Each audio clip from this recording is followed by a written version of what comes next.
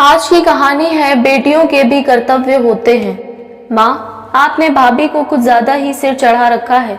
अभी तो घूमने गई थी हनीमून पर, फिर से जाने की क्या जरूरत थी? क्या बात कर रही है रेखा तू? अरे दोनों की नई नई शादी हुई है, थोड़ा समय साथ साथ बिताएंगे तभी तो एक दूसरे को जान पहचान पाएंगे। माँ, आप भी कुछ समझती नहीं। इतना सिर मत चढ़ाओ बहू को, नहीं तो बाद में पछताओगी। चल छोड़ इन बातों को, मुझे कुछ काम है, मैं बाद में बात करती हूँ बेटा। इतना कहकर रमा जी ने फोन रख दिया। रमा जी का छोटा सा परिवार था। पति अनिल जी और 2 बच्चे, बड़ी बेटी रेखा और छोटा बेटा निखिल। रेखा भाई निखिल से बड़ी थी, इसलिए उसकी शादी भी पहले ही हो गई थी। निखिल की शादी कुछ ही महीनों पहले काव्या से हुई थी। काव्या एक बहुत ही प्यारी सी लड़की थी। रमा जी भी काव्या को बहुत प्यार से रखती थी।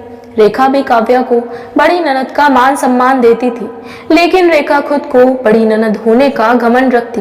रेखा घर की अकेली बेटी और पहली संतान थी, इसलिए अपने पिता का खूब प्यार दुलार पाया, जिसके कारण तेज स्वभाव और मुंहफट हो गई थी।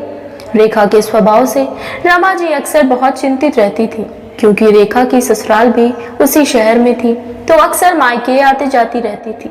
जब भी रेखा घर आती, या तो अपनी माँ को सास होने का एहसास करवाती और कहती सास हो, सास की तरह रहा करो। उधर काव्या से पूछताछ शुरू कर देती, जैसे काव्या दिन भर क्या करती रहती हो। अगर काव्या कुछ भी खाने के लिए बनाती तो उसमें कुछ न कुछ कमी निकालने लगती। एक बार काव्या ने घर की सजावट में कुछ बदलाव किए, जिसकी सबने तारीफ की थी, लेकिन रेखा जब घर आई तो आते ही शुरू हो गई, ये किस कलर के पर्दे ले आई काव्या? बिल्कुल मैचिंग के नहीं है। काव्या, तुम्हारी पसंद तो मुझे बिल्कुल पसंद नहीं आती। रेखा के ऐसे व्यवहार से काव्या भी चिढ़ सी जाती थी, लेकिन बड़ी ननद का मान सम्मान मायके में कम ना हो, ये सोचकर चुप रह जाती। रमा जी अपनी बेटी रेखा के इस रवैये से बेहद परेशान होती रहती थी। इतनी प्यारी बहू को अपनी बेटी के उदंड व्यवहार से वो खोना नहीं चाहती थी। रमा जी जानती थी कि काव्या एक संस्कारी लड़की है, इसलिए अपनी ननद की सारी नाजायज बातें बर्दाश्त कर रही है। लेकिन जिस दिन बहू के सब्र का बांध टूटा, उस दिन ये घर टूटना भी तय था। रमा जी समझ गई थी कि अब रेखा के ऐसे बर्ताव को रोकना ही होगा, वरना देर हो जाएगी। कुछ दिनों बाद बेटे निखिल के जन्मदिन का अवसर आया। काव्या बहुत खुश थी। शादी के बाद पति का पहला जन्मदिन था। सासू माँ ने पूछा तो उन्होंने भी कह दिया, जैसा तुम्हारा दिल करे वैसे जन्मदिन मनाए। खुश होकर काव्या बहुत मन से तैयारियों में जुट गई। रमा जी से सलाह लेकर सुबह सत्यनारायण की पूजा और शाम को कुछ करीबी रिश्तेदारों के साथ साथ अपने ननद को भी सपरिवार आने का निमंत्रण काव्या ने भेज दिया था। जन्मदिन के लिए तैयारियों में लगी अपनी बहू को अकेली परेशान होता देख रमा जी ने सोचा, अगर रेखा को बुला लेती तो काव्या की थोड़ी मदद हो जाती। ये सोचकर रमा जी ने रेखा को फोन लगाया। कैसी हो रेखा? मैं सोच रही थी कल तुम्हारे भाई निखिल के जन्मदिन पर तो तुम आ ही रही हो, लेकिन अगर सुबह थोड़ा जल्दी आ जाती तो बहू काव्या की थोड़ी मदद हो जाती। काव्या की वैसे तो काफी कुछ तैयारियां हो चुकी थी और साथ में काम वाली को भी लगा लिया है, लेकिन सुबह पूजा का प्रसाद और पंडित जी के भोजन में काव्या को मदद की जरूरत पड़ेगी और इस समय मेरी तबीयत भी ठीक नहीं है, इसलिए तुम जल्दी आ जाती तो तुम्हारी भाभी को मदद मिल जाती। इतना कुछ करने को किसने कहा था काव्या को? और जब सोच ही लिया है तो अपने आप करे। इतनी गर्मी में मुझसे नहीं होगा कोई काम वाम। और माँ, आप भी क्या, आपकी बहू 10 लोगों का खाना भी नहीं बना सकती जो आपने मुझे फोन कर दिया? वाह माँ वाह, बहू से इतना मोह और खुद की बेटी से जरा भी मोह नहीं। रेखा की बातें सुनकर रमा जी दंग रह गई। कैसी बातें कर रही हो रेखा? तुम्हारे भाई का जन्मदिन है और काव्या ने तुम्हें जल्दी बुलाने को नहीं कहा। ये मैंने खुद अपनी मर्जी से तुझे फोन किया है। और रही बात इतना कुछ करने की, तो अगर काव्या अपने पति का जन्मदिन अच्छे से मनाना चाहती है तो इसमें बुराई क्या है? रेखा, अगर तुम भूल गई हो तो याद दिला दूं, पिछले महीने जब तेरी सासू माँ हॉस्पिटल में थी तब काव्या ही थी जो सुबह शाम टिफिन भर भर के खाना हॉस्पिटल भिजवाती थी, वो भी बिना चेहरे पर शिकन लाए। वाह माँ, आप तो बहू के गुणगान में लग गई। माना काव्या ने खाना भेजा था तो ये तो उसका फर्ज था, आखिर बड़ी ननद हूँ उसकी।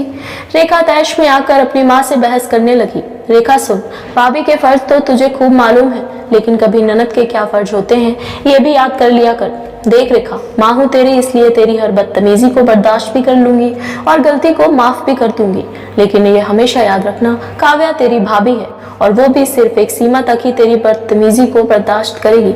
मेरी बहू बहुत संस्कारी लड़की है, परिवार जोड़ना उसे आता है और मैं नहीं चाहती कि तेरी नादानियों के कारण तेरा मायका छूट जाए। मेरी बात हमेशा याद रखना रेखा, मायका सिर्फ माँ से नहीं होता, भाभी से भी होता है, इसलिए मेरी बात गांठ बांध लो। अपने रिश्ते कभी भी अपनी भाभी से मत बिगाड़ना, वरना मेरे बाद मायके आने को तरस जाओगी। काव्या जैसी भाभी लाखों में एक होती है। जब अपनी भाभी की इज्जत करोगी तो भाई भाभी दोनों का स्नेह पाओगी। अगर भाभी के कुछ कर्तव्य होते हैं अपनी ननद के लिए, तो क्या ननद के कोई फर्ज नहीं होते? मायके में अगर अधिकार जताना जानती हो तो फर्ज निभाना भी सीख लो रेखा, तभी मायके का सुख मिलेगा। रेखा को डांट कर दुखी मन से रमा जी ने फोन रख दिया। अगले दिन काव्या सुबह उठकर पूजा की तैयारियों में लग गई। रमा जी भी अपनी बहू की मदद करने लगी। काव्या के बार बार मना करने पर भी रमा जी अपनी बहू की सहायता कर रही थी। तभी डोरबेल की आवाज आई। देखा तो रेखा खड़ी मुस्कुरा रही थी। अरे दीदी, आप इतनी सुबह सुबह? क्यों काव्या, क्या मैं सुबह नहीं आ सकती? मैंने सोचा अपनी भाभी की कुछ मदद करवा दूं, इसलिए चली आई सुबह ही। आप क्यों परेशान हुई दीदी? लेकिन अच्छा ही हुआ आप आ गई। आपके हाथों का पुलाव बहुत अच्छा बनता है, आप ही बनाना दीदी। अपनी ननद को यूं अचानक आया देख काव्या बहुत खुश और उत्साहित हो उठी। रमा जी भी अपनी बेटी में आए इस बदलाव को देखकर खुश हो गई। अपनी माँ से नजरें मिलते ही रेखा ने आंखों ही आंखों में माँ से माफी मांग ली और मुस्कुराकर रमा जी ने रेखा से कहा, देर आए दुरुस्त आए। और दोनों माँ बेटी खिलखिलाकर हंस पड़ी। आशा करती हूँ आपको हमारी ये कहानी पसंद आई होगी। अगर हमारी कहानी पसंद आई हो तो हमारे चैनल को सब्सक्राइब करें।